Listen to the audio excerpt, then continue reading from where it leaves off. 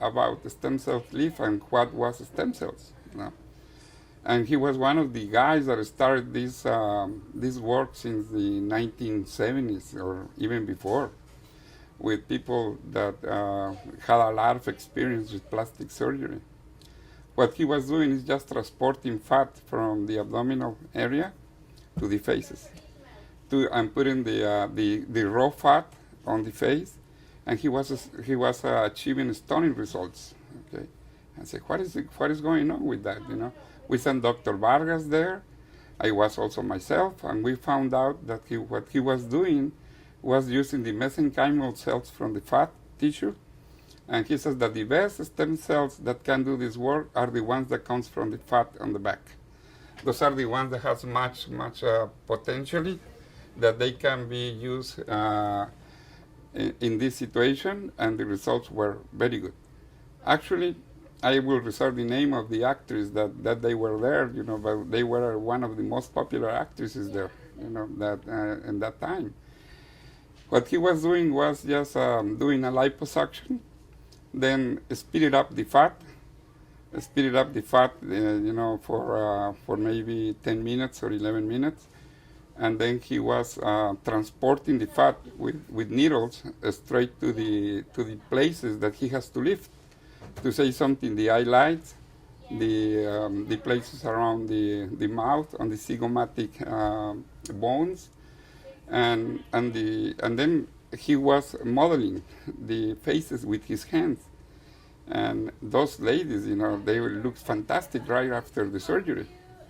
And then we found out what he was doing was just depositing the fat and the stem cells that comes from the fat in the subcutaneous tissues. Now, with the experience that we have with the stem cells and with the plastic surgeons that we have in the area here, we are very comfortable in doing that here in Mexico. Now that we understand exactly what are stem cells, what are mesenchymal cells, how they can be differentiated to different tissues, and the potency that they have to replenish and to restore the organs. With this therapy, you can have a little lift, or maybe you don't need to have the lift. What they can see with this treatment is that the pigmentation of the area disappears, that the lozanity of the skin goes younger, and also the engraftment can be there for years, not necessarily for a month or 2 months. The appearance and the look that those people that are doing the stem cell facelift, it's a very, very good result. We have the tools and the ability to perform this kind of a surgery in Mexico because we have very good and experienced in plastic surgeons, and we know how to remove the fat from the areas that are needed. This procedure can be done with or without plastic surgery.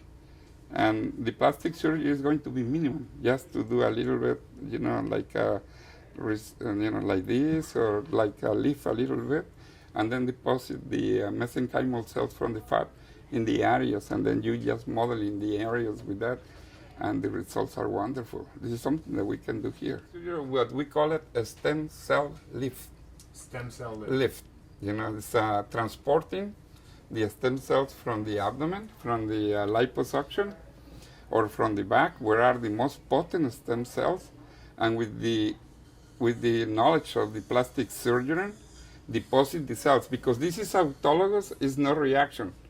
Because this is autologous and is done in the surgery room, no infections. And because the skills of the plastic surgeons that we have around here, plastic surgeons, we are not talking about specialists that they are known, between quotation marks,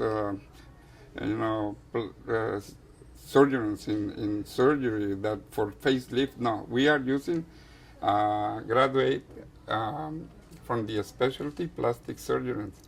With the skills of them, the results are astonishing, and the cost is much less than a real plastic surgeon. Plastic surgery that could be $5,000. This could be $3,000 or $3,500 or something like that. And something that we can that we can find out what is exactly the price for that. But it's something that we can do now here, because now we know what are the real mesenchymal cells, how they repair the tissues, and how they engraft, and how they produce cellular fusion, that they become now part of the tissue that we have to repair.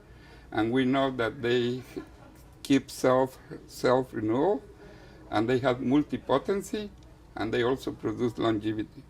This is important. It's easy to do. It doesn't involve a lot of things. It's just a surgery room, the equipment for the liposuction, the skills of the surgeon in case that he wants to do a little lift, and where they have to deposit the cells, in the subcutaneous tissue or below the fascia that is below the muscles. You know, we have to rely on their skills. Maybe they don't need to do a removal of the eyelid, or to do other things that could be a little bit, and not even a peeling.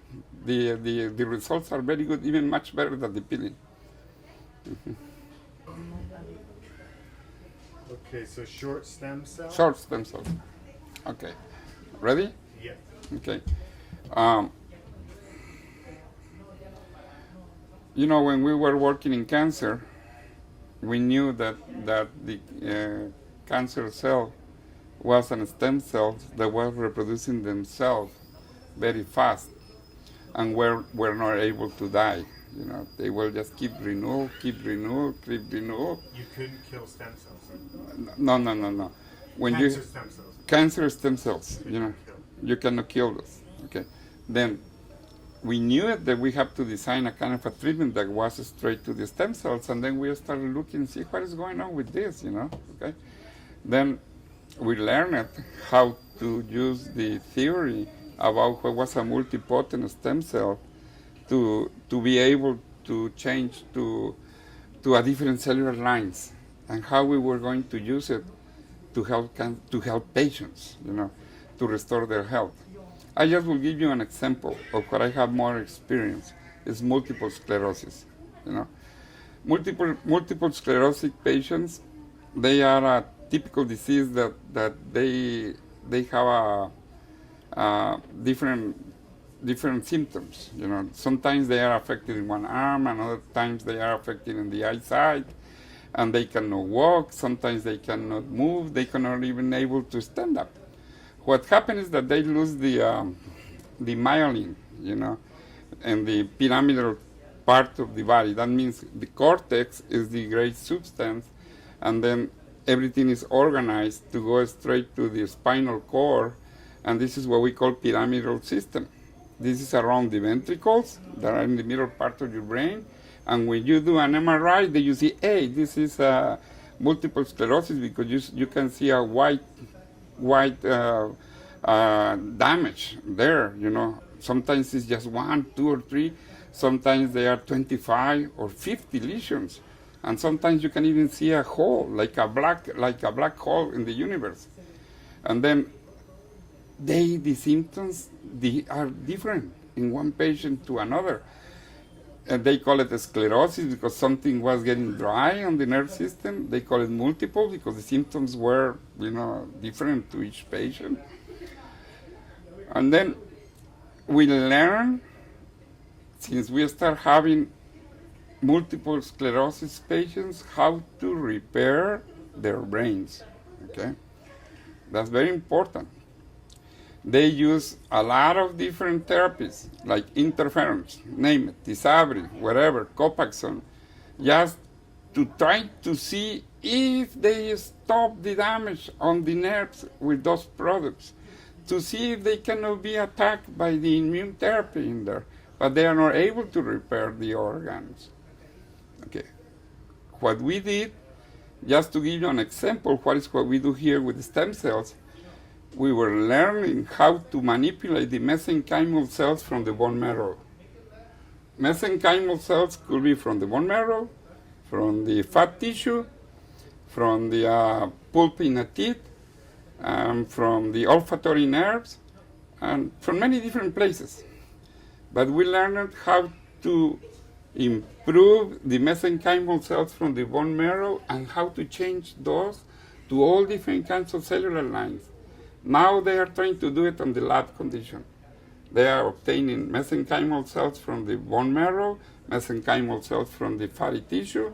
They take it to a special lab, a specific lab, and they added the different cellular growth factors in there, trying to see if they can transform those to neural cells, to transform those to liver cells. But your body can do it. If you give the proper cellular growth factors for 1, 2, or 3 days before you do the extraction of the cells, the harvesting of the cells. For that, you use all different kinds of cellular growth factors that are available close to you, like filgrastim, like hematopoietin, like a low-dose interferon, like human growth hormone, somatotropin, like choline, inositol, somacin, vitamin C, and even chelation and chlordronates. All those are substances that can help the multipotent stem cell or mesenchymal cell that you have in your bone marrow to transform to all different kinds of cellular lines. But we were able to harvest those and put it straight to the brain. Where? Doing a spinal tap. On a spinal tap, where you get the fluid from the brain, you are able to deliver there more than 40 million cells. They will travel straight to your brain. In your brain, you have the ventricles. The ventricles, they don't have brain-blood barrier. Then they are able to penetrate the brain and sit in there, waiting for the rest of the cells, because the cells will look for the cells.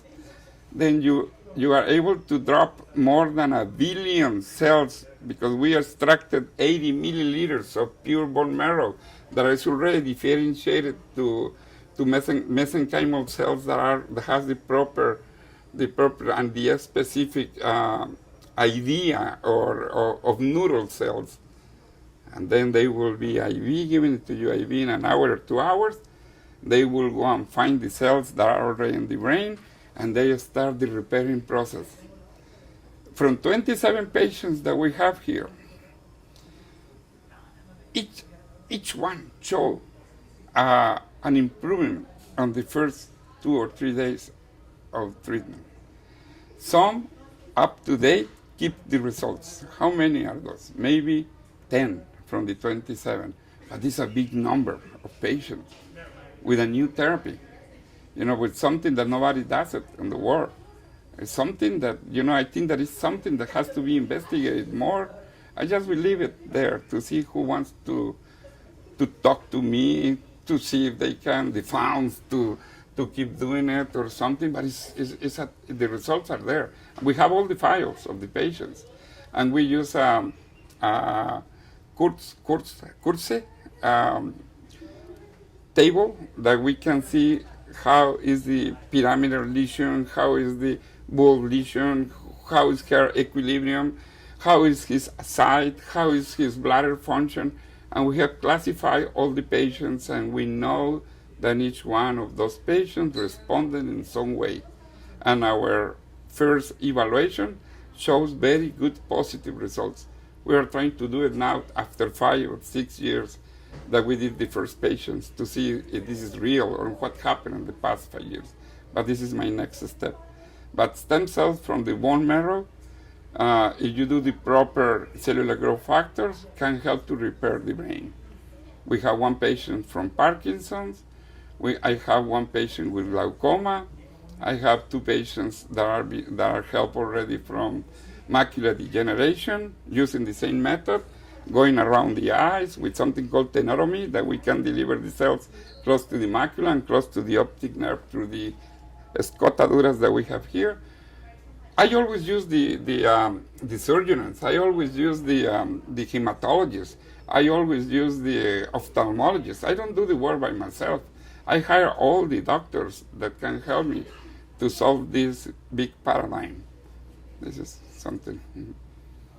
Okay, so let me see if I can understand what you just said. Mm-hmm. This is, you guys are getting into stem cells in order to help many different diseases, not just cancer, all of them. Cancer, I don't know. I never use it for cancer. Okay. I am using it those for chronic degenerative diseases that has a situation like demyelinizing situations like the brain. For cancer, I don't know if that will help. I never used it yet for cancer. Oh, I don't okay. use it yet. So just other ones, not including here. Dr. Rubio, that has a clinic here, he's an expert in doing some vaccines for cancer, and he says that now he's designing mesenchymal cells to fight cancer. I have to find out. Okay. So you basically just told me that you guys are doing stem cells for those other diseases. Yes, for a long time, for almost 8 years, 7 years. That's all we need, Uh-huh. right? Uh-huh. But we can also make it bigger if you want to. But this is in a resume what I have to tell I you. think I'm gonna have to go through this, edit, and watch it again, Uh-huh. because sometimes I don't.